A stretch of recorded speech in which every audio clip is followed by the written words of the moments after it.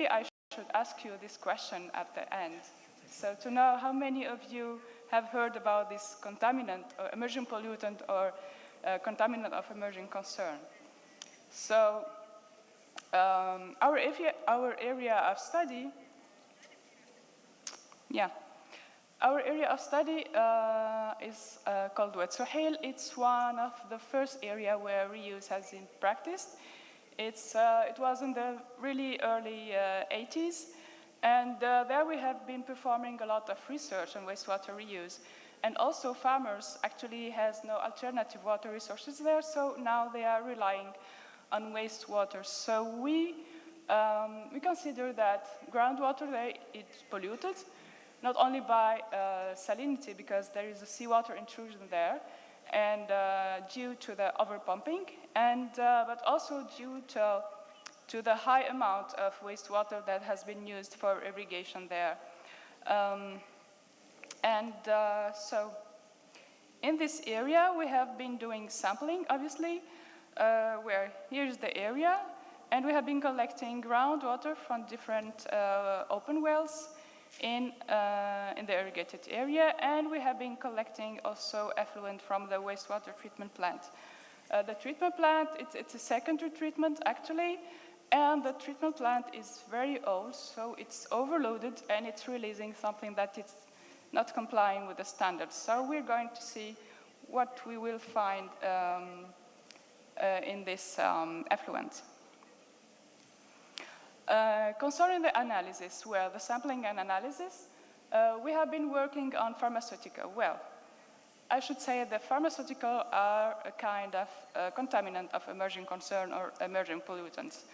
So we have been doing two kinds of analysis, target analysis and non-target analysis. Target analysis is like when we know what we are looking for. So we were targeting 26 compounds. We were looking for pain killers, for example, lipid regulators, psychiatric drugs, and so on, and also antibiotics. For the non-target analysis, it's like shooting in the dark. So you just inject your sample and you start looking for some compound based on the, let's say, the fragment that they can release. So it's a kind of qualitative analysis. We cannot quantify. We are not able to know how much, what is the concentration of this compound through this kind of analysis. Apart from that, we have been doing a survey for the part related to the status of knowledge. So we established a questionnaire. It was quite a long questionnaire in which we tried to cover different aspects related to the, to the CEC, to this pollutant themselves. What do people know, if they have heard about this contaminant before? Also, we have been dealing with the policy, regulation, fate, analysis, risk perception, and different kind of things. And we were lucky to perform this work in a very short time. Actually, this first phase of the project lasted about 5 months. And it was quite challenging to contact this institution. We have covered 9 governmental institutions, including ministries and national agencies, and also NGOs. So in total, we have been interviewing about 40 people, and we validated 37 responses. Well, this is just an overview on the different ministries. Just to say that we have contacted let's say the ministries in charge of the water sector, public health, environment, and Ministry of Agriculture. So we have reached everybody. Well, let's look at the results. Starting with the antibiotics.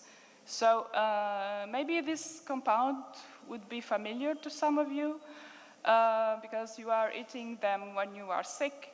So we have been analyzing 9 antibiotics, but we have found only 4 of them. These are the wells, the groundwater collected from the wells here, and here is the effluent. So you can notice that we have found more compound in the effluent, which may be obvious. And we have found some in the wells. This means that something was infiltrating from the wastewater, because these antibiotics are consumed by people, but also they may be used for veterinary purposes. So in this well, for example, this well is located in our experimental area where we are doing a lot of scientific research on reuse. So these are the concentration of these different antibiotics. And you can notice also that, well, some of them are quite similar. So this means that what we can find in the effluent may be the same in the wells. So we have to think about this. And just notice that these are nanogram per liter. Well, these are very low concentration, but we do not know what would be the implication of this concentration on the quality of the water. We have been looking also for different other compounds. You see here some familiar compound, paracetamol, for example. Carbamazepine is an anti-epileptic. Estradiol, these are hormones. But you can see that many of them were not detected, or they are below the limit of detection or quantification. While in the wastewater treatment plant, where in the effluent, we have found some of them. Okay, the concentration were several hundreds of nanograms per liter. But you can see here that we have found caffeine. Caffeine is present as pharmaceutical, but also in beverage. And caffeine has been used as a tracer of contamination by wastewater for water resources. We move now to the non-target analysis. I have said this is a qualitative analysis. So we have found, well, here are two effluent. This is what is coming out from the treatment plant. And this is a storage basin, because the water that comes from the treatment plant is going to a storage basin, and there it is distributed to the farmer for irrigation. And here are two different wells located in the irrigated area. So you can see that we have detected some of these compounds. Sulfametazine, which is an antibiotic, and tramadol is a narcotic analgesic. So this is very important to know what is a narcotic. You know what is. So it's obvious that this contaminant, these molecules are contaminated in the groundwater at several tens of nanograms per liter, but also they are present in the wastewater at several hundreds of nanograms.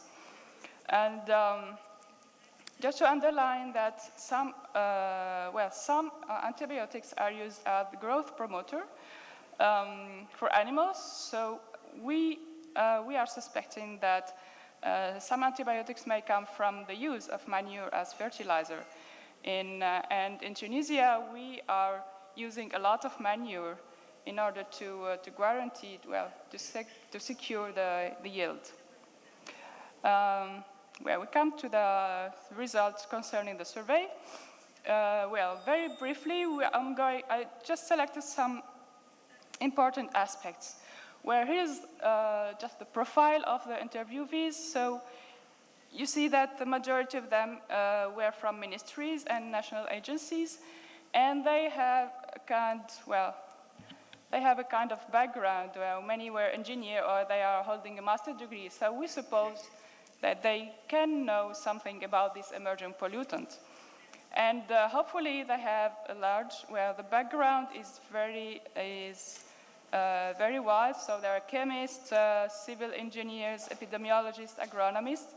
And you see that, so we suppose that they have some kind of knowledge about CEC. But surprisingly, when we were asking them, what do they know about emerging pollutant or CEC, contaminant of emerging concern, 32% said that they have heard about them for the first time. But this was good because we pushed those people to know more about the CEC. So many of them were Googling, and they said that it was very interesting to have new information about this. So we were very happy to push people to look for those information. And many of them were trying to give the right answer. It was like a competition, you know? So this was a very good aspect.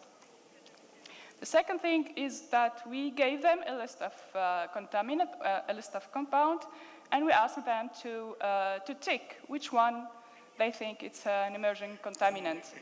So you see here that, well, about 40 to 60% included where they gave the right answer. But some included nitrogen and other included phosphorus. So you see that they have different level of knowledge. Still have time? Okay, I will go quickly. Concerning the technical and human capacities, we discovered that 35% of this interviewee were belonging to institutions that have analytical equipment. And to analyze the CEC, we need advanced equipment.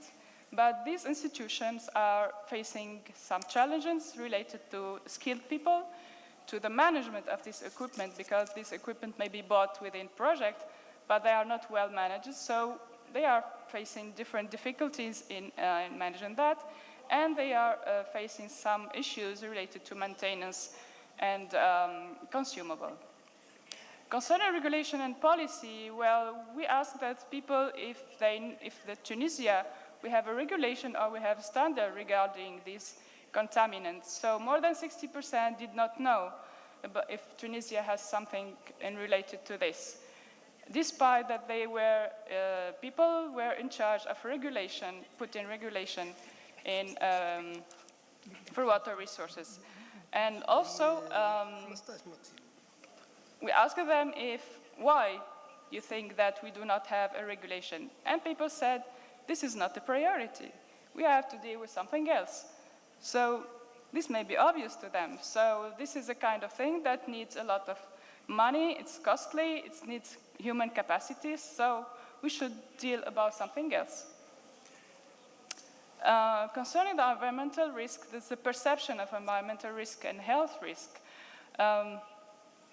We asked people, how can we get those contaminants from the irrigation water to plants or to groundwater or surface water? So there are different responses here, but this is a zoom, just to know what are the routes of contamination. So CEC are migrating from the wastewater to soil, groundwater, or plants. And you see how the different answers. So between 20 and 40% think that irrigation is a route of transfer. And also, almost 80% of them think that, well, we have concluded that they know something about the risk related of CEC. Maybe through Googling, this could be, because some of them did know something about CEC, but they tried to answer. So this is very important outcome of the project. I come to the conclusion. So through this project, we discovered that we have a lot of data. Well, a lot is too much, but we have done something in 15 years. But this research is still scattered because these are initiated within this project, and within that, this depends on funds, this depends on the aim of the project, and so we should really make a good use of this result and try to make something that is really constructive. Something else, so you see that one of the impacts, the long-term impact of the reuse is the contamination of groundwater, and this depends on the agriculture practices, obviously, because their irrigation is a flood irrigation. So maybe when we adopt another type of irrigation, the impact will be less important. And finally, we noticed that CEC is still, after 15 years, CEC is still something new to stakeholders and also to the scientific community, people in the ministry and so on do know too little about this topic. And something else is related to analytical capacity. So we discovered that in some institutions they have equipment, I don't know for the more specialists among you, GC, MS, LC, MS, something really advanced, but they are not used. So we should make a good use of this equipment to produce data, because this is important for risk assessment in the future. And finally, and before concluding, I would like to acknowledge the support of Aqua. It's the first time that I attend the Arab Water Week. And I would like to acknowledge also the support of our friends in Cyprus for the analysis and our team in Tunisia. And thank you very much. Thank you. Thank you, Dr. Olfa, always putting some highlights on the risks associated with wastewater reuse and wastewater in general. But we will keep something. Yeah. Okay. I brought here some brochures about the project for the most curious among you. So please. Yeah. Okay. Sorry. Here are some brochures of the project. Thank you. Thank you. So we will keep interesting questions to the end of the session, but let me shift back again to Arabic to introduce our last speaker, الأستاذ محمد عيادي, hydrogeologist هو ورئيس قسم المياه غير التقليدية والتغذية الاصطناعية في وزارة الفلاحة اللي هي وزارة الزراعة مقابلها والموارد المائية والصيد البحري في تونس. رح يغطي جزء آخر من استخدامات المياه غير التقليدية وهو تغذية الخزانات الجوفية، ورح يحدثنا عن تجربة تونسية في هذا المجال. فتفضل أستاذنا. شكرا سيدة مها، شكرا مساء الخير لكل الحاضرين. الشكر زاد لكل منسقين الأكوا اللي عملوا بذلوا مجهود باش حضرنا بفعالية كاملة. احنا في تونس العدد نمثلوا تونس ب4 ولا 5 أشخاص في المملكة الهاشمية في الاحتفال هذا باليوم العربي المياه. أنا مش المداخلة متاعي هي هي التجربة التونسية في مجال التغذية الاصطناعية، وياما قبل ذلك مش نعطيكم لمحة بسيطة على الوضعية متاع الموارد المائية في البلاد التونسية حاليا. دوك المداخلة هي فيها ملخص حول المعطيات المناخية، حول وضعية الموارد المائية، ومن بعد العنصر الهام هو التغذية الاصطناعية والتجربة التونسية في بلادنا، كذلك النجاعة متاع العملية متاع التغذية هذه، خاطر احنا نقوموا بالتغذية ولكن المردودية لازمنا نعرفوها ايش حصل منها فايدة في الطبقات المائية اللي نقوموا بها، وهي التقنية هذه نجموا نواصلوا فيها ولا ما نواصلوش فيها. يلزم ديفيسيونس الجدوى والمؤشرات تكون فاعلة باش نواصلوا لدعم الموارد المائية. كذلك مش نعطيكم بس على سياسات وخيارات الدولة وآفاق قطاع المياه. دونك الكل نعرفوا كون تونس هو بلد صغير، ما عندناش بلادنا صغيرة، وفيها 3 مناطق معناتها فيها الشمال التونسي وفيها الوسط وفيها الجنوب، وكل منطقة في البلاد معناتها بلاد تونسية معناتها عندها مميزات مناخية متاعها. كما نشوفوا معدل الأمطار السنوي بالشمال يتراوح بين 400 و 600، معدل الأمطار السنوي بالوسط بين 200 و 400، ومعدل الجنوب بالجنوب التونسي معناتها بين 250 دونك اقل بين 150 اقل من 100 ملم في العام. المعدل السنوي اللي نخدموا به في بلادنا هو 230 ملم.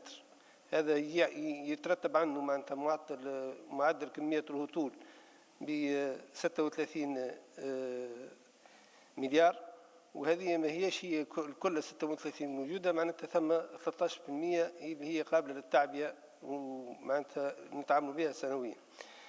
هذه الكميات إضافة إلى محدوديتها فإنها تتميز بعدم الاستقرار في الزمان والمكان وبتواتر سنوات الجفاف والفيضان. نحن بلادنا تو نحكيو على التغيرات المناخية على المستوى العالمي، ولكن نحن في التقاليد متاعنا وفي العادات متاعنا معناتها متعاملين به الجفاف والسنوات الممطرة معروفة في تونس، وحتى المواطن التونسي والفلاح التونسي معناتها يعرف كيفاش يخرج من الوضعية هذه، وإن شاء الله السنة هي سنة جافة كيف وإن شاء الله نخرج منها لا بأس.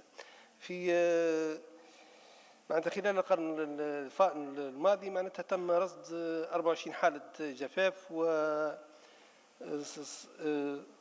18 حالة فيضان. الأرقام بالعربي أنا ما ندولش معاهم برشا، تبدلوا عليه شوي. هذه الخارطة نتاع المناخ نتاع تونس كما قلنا، معناتها الشمال التونسي والوسط والجنوب التونسي اللي هي الصحراء، والصحراء هذه مشتركة بين الدولة الجزائرية والدولة الليبية، تو نحكوا فيها شوية. الحوض مجرد الإيرادات نتاعو هي هذه معدل حصاد مياه السيلان اللي نحكيو عليه، هذيك اللي تجينا 2700 مليون متر مكعب في السنة. حوض مجرد يساهم ب1000 مليون متر مكعب في السنة. أقصى الشمال 370، حوض أشكل وبنزرت 590، الوطن القبلي ومليان 230، الوسط والساحل يظل 190، والمجموع كله 2700. جملة الموارد المائية هي هذه الجدول نتاع الموازنة نتاع الموارد المائية المتاحة في 4800 مليون متر مكعب في السنة. هذه الرقم هذا هو اللي بنت عليه السياسة المائية في تونس، واللي هي مازلنا نخدموا به. إلا أن نلاحظوا في هذا بالنسبة للطبقات المائية الجوفية اللي هي تقدر ب 2170 هي فوق 2100، اللي هي أن طاقة الاستغلال نتاعها كلها تفوق 100%. عندنا 119% في الطبقات المائية الجوفية العميقة، و120% في الطبقات المائية القليلة العمق. وضعية هذه الموارد المائية هذه اللي نحكي عليها 4875 مليون متر مكعب في السنة، هي 75 منها 55% مياه سطحية و45% مياه جوفية. هذه المعبأة عن طريق السدود الكبرى، عن طريق السدود التلية، عن طريق البحيرات الجبلية والآبار السطحية اللي يبلغ رقم 15850، والآبار العميقة 21675 بئر عميقة. هذه نسبة لاستغلال الموارد المعبأة كما تشوفوها. هنا في المياه الجوفية عندنا 119% و121% لخلية العمق، و86% فيما يخص المياه السطحية. توزيع حسب الاستغلال، حسب القطاعات: الزراعة والاستهلاك المنزلي والصناعة، وحسب الجهات: الوسط والجنوب والشمال. تقدر حصة الفرد الواحد من المياه ما يقارب 460 متر مكعب في السنة، وهي دون مؤشر ندرة المياه المحدد ب 500 متر مكعب في السنة. وساهمت المخططات المديرية لمياه الشمال والوسط والجنوب التي تم عددها منذ سنوات 1980 من القرن الماضي لإعداد عدة من السياسات. 1990 تم وضع الخطة العشرية لتعبئة الموارد المائية بمختلف الجهات. 1990-2001 تم إحداث العديد من السدود الكبرى والسدود التلية والبحيرات بالبلاد. بعد الخطة التكميلية نتاع الخطة العشرية الأولى تم خلالها استكمال عدد من المنشآت المائية، بمكنت من بلوغ نسبة التعبئة بحوالي 95%، مع ربط عدد من سدود الشمال ببعضها من أجل تعديل الكميات المخزنة. كما تم تركيز إدارة تعني بتثمين الموارد المائية الغير التقليدية في الخطة هذه. كذلك معناتها في تونس قمنا بالعديد من الدراسات الاستشرافية لتقدير احتياجات من المياه في سنة 2030. نذكر اسونسيالمون هو مشروع الاستثمار في قطاع المياه والبيزو 1، وعندنا مشروع الاستثمار قطاع المياه البيزو 2. هذا مازال حاليا ومازال نعمل عليه في الوقت الحاضر. العديد من الدراسات الإيدرولوجية، وخاصة الدراسة الإيدرولوجية بالجنوب التونسي اللي هي فيها آلية تشاور بين البلدان الثلاثة: تونس والجزائر وليبيا، وهذه تحت رعاية المرصد الوطني للصحراء. معناتها الآلية هذه نتاع نسميوها احنا الساس مركزة في المرصد. كذلك